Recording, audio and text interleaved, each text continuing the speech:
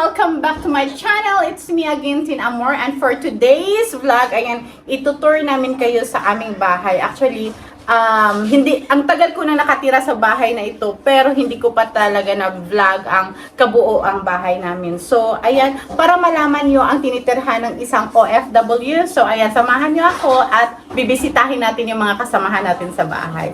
See you! Tapos,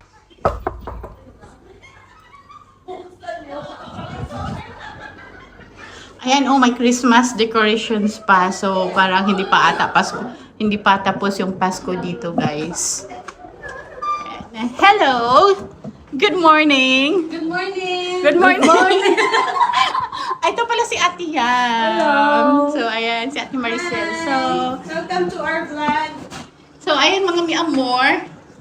Itutour ko kayo sa bahay namin. So ayan, ang bubungad sa atin pagkatapos na pumasok sa pintuan ay madidiretsuhan natin yung kusina dito. And then, ayan, ito yung hallway namin. So ito yung hallway. Katabi naman ng hallway ay toilet. So ayan, ganito lang yung parang minimal talaga yung space. So ayan, bisitahin natin yung ating kusina. So, this is our kitchen, mga mi amor. So, ito yung kusina namin. Ayan, si ate nagluluto. Sila busy. So, as you can see, madaming rice cooker dito. Kasi, madami kami nakatira dito. So, ayan. Yung fridge, lahat naman pwedeng gumamit. Paglagay na kung anong kailangan nyo.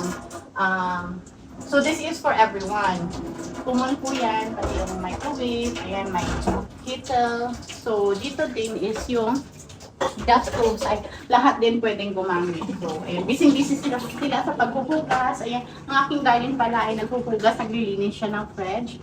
So, dito sa gilid, ayan, meron pa rin tayong nakikitang mga rice cooker. So, madami kasi ang dami naming nakatira sa bahay. Sa mga hindi alam, so ito po yung bahay namin. And here, hindi ko muna mapapakita yung toilet. It's because may naliligo pa. So, yan. So, ayan, ito yung wall namin, pinapaganda talaga namin para parang nasa bahay lang din tayo, di ba? Kasi this is our second home. We've been living this house for 8 years. So, ayan, ginawa namin yung lahat para parang, feel at home lang talaga. Hindi mo masasabing you're just a boarder here, ganun. So, ayan. Pasok tayo, bibisitahin natin, sisilipin natin yung kanilang kwarto. Sama si Ate Yam! Ate Yam! Yam! Ay, okay. So, dito, papasok tayo sa kwarto. So, this is the bed space. Ito yung room na kaisa-isang kwarto na ginawang bed space sa bahay na ito. So, ilan kayo nakatira dito? 8. So, 8 sila. O, so, 2, 4, 6, 8. So, lahat ng yan, mga mi amor, ay single. So, walang couple. So, puro isa-isa lang ang nakatira dito.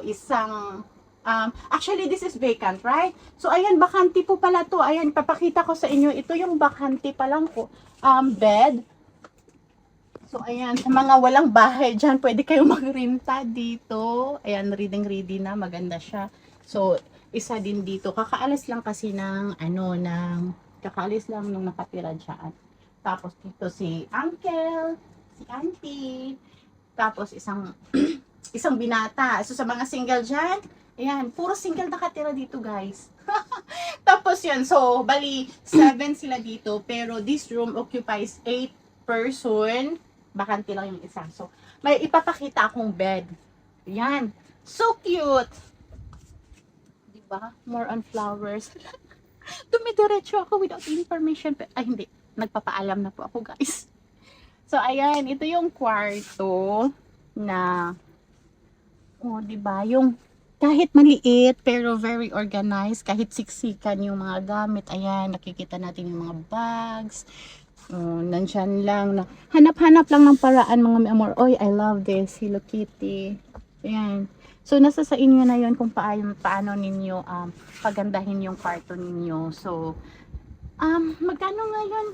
600. Oh, guys, 600 yung, ang 600 yung kanilang renta dito sa isang bed. Pero, Ang sa taas naman ay, yan, o diba? Ginagawang may manlagyan talaga, may mga space naman na mapaglagyan. Tapos, yung sa taas naman ay 500. So, ayan, 600 kung kayo ay nasa baba and 500 kung kayo ay nasa taas. So, ganun lang nila ginagawa ng paraan yung space ng kwarto nila. So, dito, oh my God, nagsitanggalan pa yung mga wallpaper nila, mga mi amor. So, ayan. Actually, this is not my room. So, alam niyo naman siguro, di ba? Kasi lagi akong nagpo-post na ano sa kwarto namin. So, this is not my room. Kasi naka-partition po kami. So, ito pala, ayan, may maliit silang may maliit silang balcony na pwedeng pagsampayan, pagtambayan, ganyan. So, pag sisilip kayo dito, ang baba, makikita nyo na, yun na yung parking area. So, yan na yung parking area. Makikita nyo sa Burj Khalifa! yan. Tuk-tuk lang ng Burj Khalifa, makikita dito kasi umaambon ka. So, ayan, nakikita nyo, umaambon siya. So, ganyan ang buhay ng mga OFW dito sa Dubai. Pero, sinasabi ko sa inyo mga mi amor, hindi lahat, sasara muna natin, hindi lahat ng mga OFW ay ganito yung tirahan. Yung ibang OFW walang space. Kalat-kalat yung gamit kasi yung parang inaano nila na ginawa talagang super negosyo talaga at saka yung iba is hindi marunong mag-minimize ng kanilang gamit, kung saan ilalagay, mag-organize, ganito, ganyan. So dito naman is very spacious kasi marunong yung mga tao dito. So ipapaalam ko lang sa inyo na ayan, labas tayo at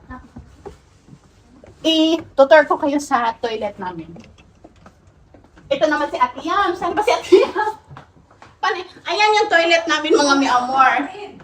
So, yan yung toilet namin. Yung kasama ko laging nagsisigaw tapos na ba yan? Ayan ka nandito sa